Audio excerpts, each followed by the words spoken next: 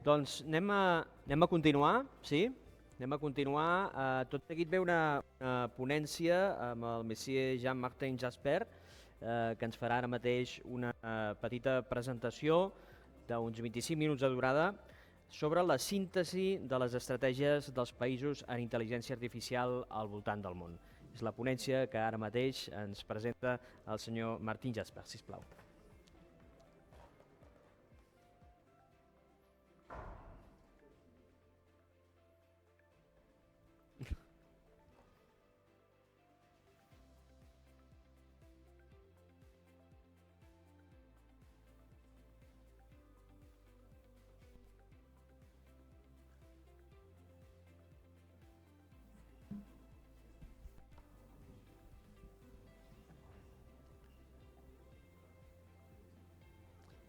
Vous êtes tous très courageux de rester un samedi après-midi travailler sous terre. Et je crois que c'est Christian Jumelet qui, une fois de plus, va animer ce débat.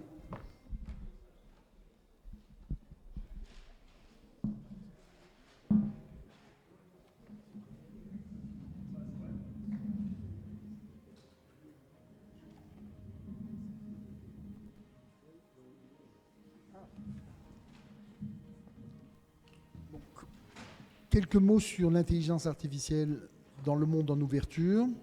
Ensuite, je pense que nous aurons vraiment un moment de débat pour répondre à vos questions et vous permettre d'accéder à ce qu'on a mis quelques années à produire, c'est-à-dire une vision un peu globale. Donc, aujourd'hui, les grandes puissances de l'intelligence artificielle ne changent pas dans le classement.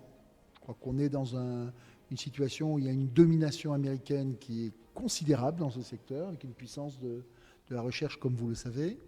Nous avons une Chine qui a été relativement neutralisée parce que leur Covid a duré 3 ans de plus que chez nous.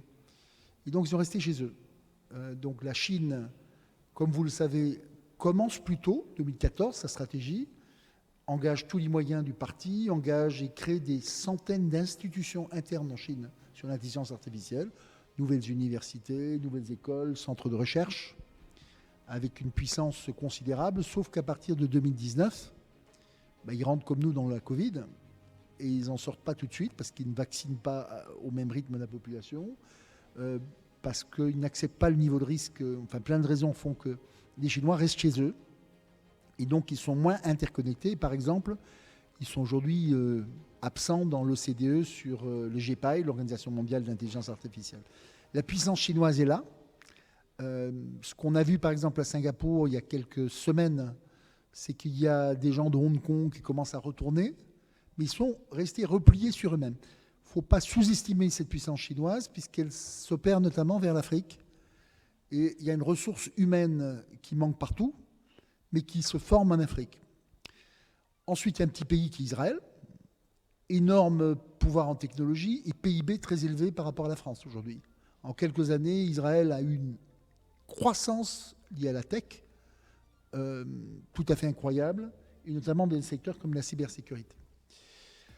Et puis, tout de suite après ça, vous avez les Européens, un peu divisés, mais quand on additionne la puissance de l'Allemagne et de la France, on atteint le niveau d'engagement de l'Inde. Et voilà, et vous avez à peu près le tour du monde fait, avec 2 micro-États qu'il faut absolument citer.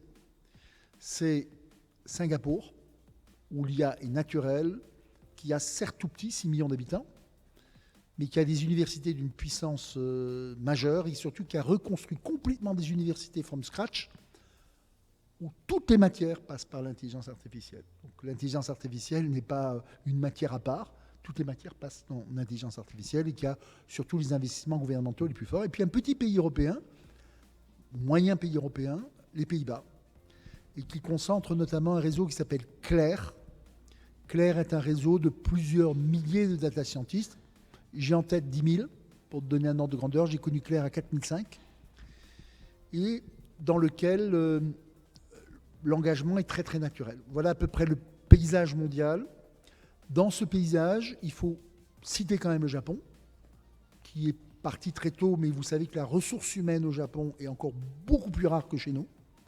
et qu'elle est souvent centrée sur le Japon lui-même, donc peu de communication externe. Et puis la réserve énorme de main-d'œuvre qu'est l'Afrique, qui produit aujourd'hui beaucoup d'ingénieurs qui, en quelques mois, quittent leur champ d'ingénierie peut-être plus traditionnelle pour, par le Python, rentrer.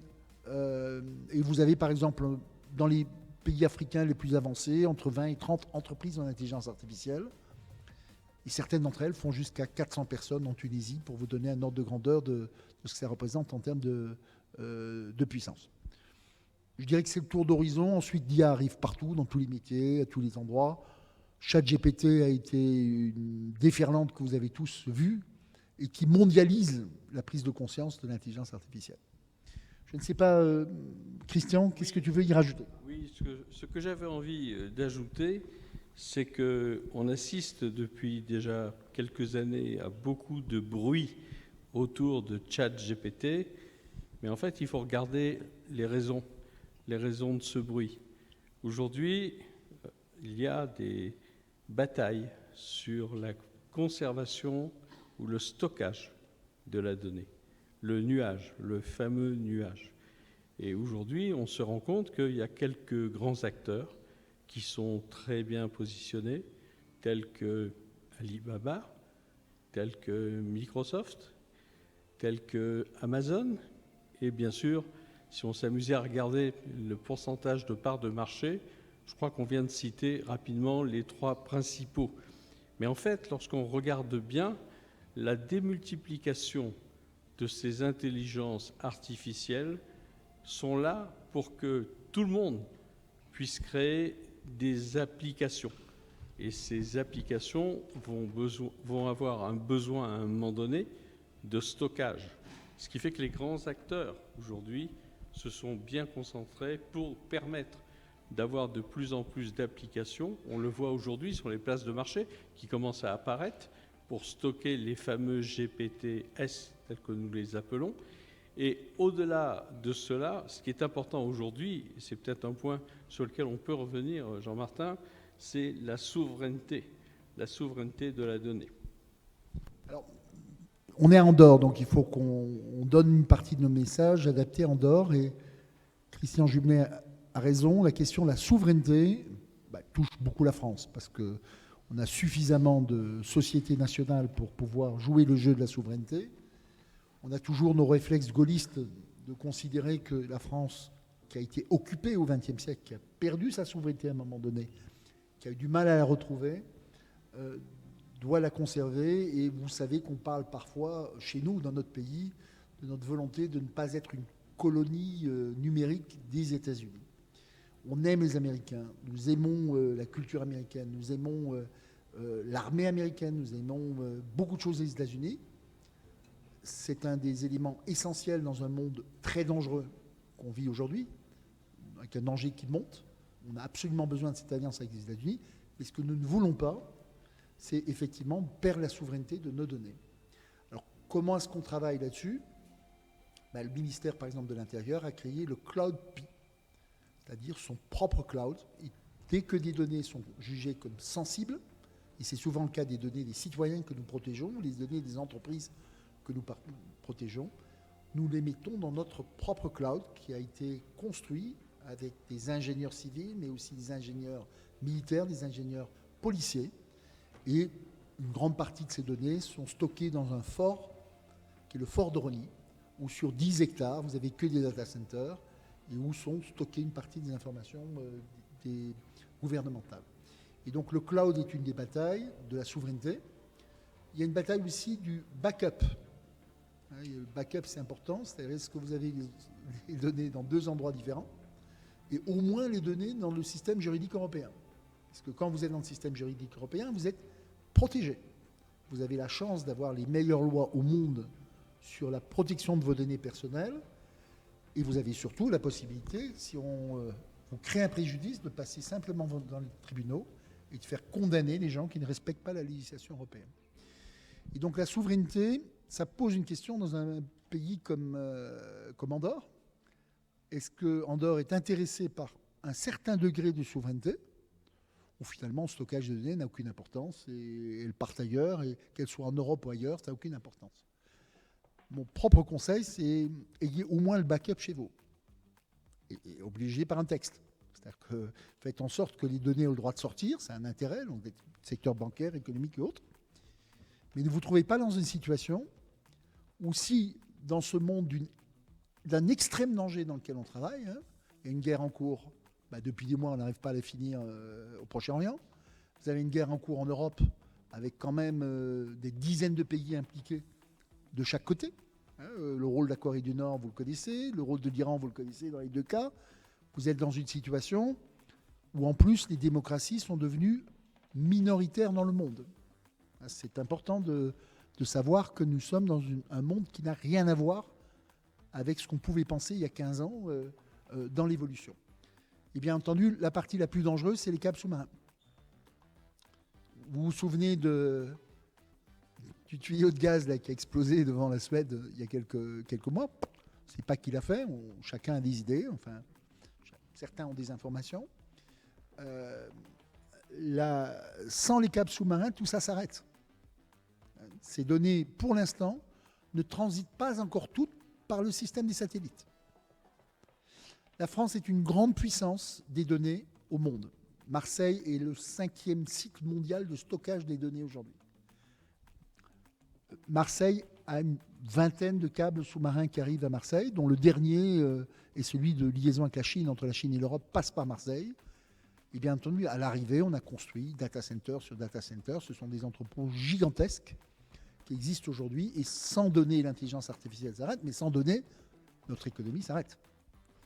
Et donc, si jamais nous sommes dans un conflit généralisé, ce qui est le plus fragile, c'est bien entendu de couper les câbles sous-marins et de les attaquer. Et c'est simplement des câbles en fibre optique qui sont dans l'océan, hein, dont certains passent des obstacles, d'autres sont sur le fond sous-marin, qui sont réparés par des sous-marins, c'est à 2000 mètres sous l'eau parfois. Et donc c'est quand même assez long un câble sous-marin, donc vous pouvez le couper à beaucoup d'endroits. Bien entendu, le pays qui les coupe, imaginez qu'un pays très loin en Orient les coupe, comme son économie dépend aussi des achats, il souffre autant que nous. Et étonnamment, on n'a pour l'instant pas de conséquences sur les réseaux de câbles sous-marins des deux grandes guerres que nous sommes en train de vivre en ce moment. Mais sans stockage et sans données souveraines, un pays est dans une situation d'extrême fragilité aujourd'hui et bien entendu d'extrême vulnérabilité dans les années qui viennent. Et donc, pour la France, j'ai confiance. On a un opérateur national, c'est OVH, qui est le premier acteur européen en stockage des données, qui grandit chaque année. On a une législation qui est excellente sur la protection de nos données sensibles. Et on a un gouvernement qui a mis le paquet, puisque 2017-2018, c'est les idées sur le cloud souverain français. 2019, on commence à avoir des choses qui se fabriquent. Et aujourd'hui, on rattache la data au cloud. Donc le cloud, il marche, on sait que ça fonctionne. On a les équipes d'ingénieurs. Et bien entendu, il faut ensuite restructurer l'organisation pour que toutes les données sensibles soient dans ce cloud. En tout cas, la question des données est fondamentale. Il reste beaucoup de choses à faire sur les données. La majorité des données est aujourd'hui traitée ou stockée par les Américains, y compris en France. Ce n'est pas un problème grave quand il s'agit de chaussettes, de slips et de chaussures, mais c'est bien entendu nettement plus complexe quand il s'agit des données sensibles des entreprises ou des données sensibles sur les citoyens. Merci beaucoup. On va donner la parole à Noli Nicolas pour qu'il nous partage quelques expériences vécues. En tout cas, en termes de données, j'ai une citation que j'aime bien dire. En fait, c'est pas de données, pas de data, pas d'IA. Donc, pour ceux qui ont la référence. Et justement, c'est une problématique surtout avec les continents africains parce qu'ils sont beaucoup utilisateurs justement de ces données. Et que, on va peut-être pas dit, mais que l'IA en fait reste aussi, et est aussi un outil de soft power. Surtout en termes d'influence, parce qu'on le voit actuellement avec les États-Unis, parce que OpenAI, etc., vient essentiellement des États-Unis, mais que justement la souveraineté doit aussi venir des pays, justement, du fait d'une acculturation, et aussi de mettre, je dirais, le numérique comme je dirais un service régalien que peut être l'économie, l'armée, la justice, etc. En fait, parce que les pays européens en fait ont, je pense, vu ça très en retard en fait, le numérique. Ils se sont plutôt attrapé le train en marche que de l'idée et que on s'est retrouvé justement avec des GAFA qui ont commencé à considérer l'Europe comme un terrain de chasse. Et que après il y a eu la RGPD justement qui a un peu, je dirais, freiné, leurs envies. Mais je pense c'est important justement, pour certains ministères vont considérer le numérique vraiment comme un outil régalien, comme pour l'être l'économie, encore l'armée. Naturellement, la question qui fâche ou qui ne fâche pas, c'est en fait la régulation, celle qui se met en œuvre au niveau, par exemple, de l'IA Act au niveau européen. Et peut-être que Jean-Martin, tu peux nous en dire quelques mots. Quelques mots, c'est facile maintenant, puisque l'IA Act a été voté par le Parlement européen.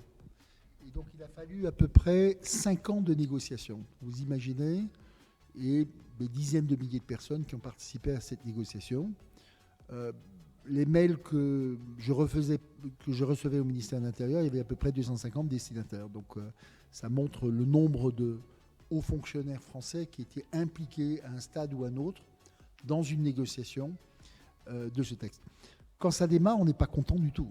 Nous, on n'est pas content au ministère de l'Intérieur parce que c'est une réglementation qui fixe une approche par le risque. En gros, ce qui est très risqué et très dangereux, c'est interdit, alors qu'il y a des pays où rien n'est interdit. Quand c'est risqué, il faut faire beaucoup de tests avant d'avoir le droit d'utiliser l'intelligence artificielle. Quand c'est moyennement risqué, vous avez moyennement d'obligations. Et quand ça n'a pas beaucoup d'importance, comme un filtre de spam sur Internet ou de nouveau la vente de glace sur Internet, vous faites assez librement les choses. Et au départ, ils ont décidé que le ministère de l'Intérieur était un ministère qui était à haut risque. Et nous, ça nous a choqués au départ. On s'est dit, mais pourquoi on serait à haut risque ?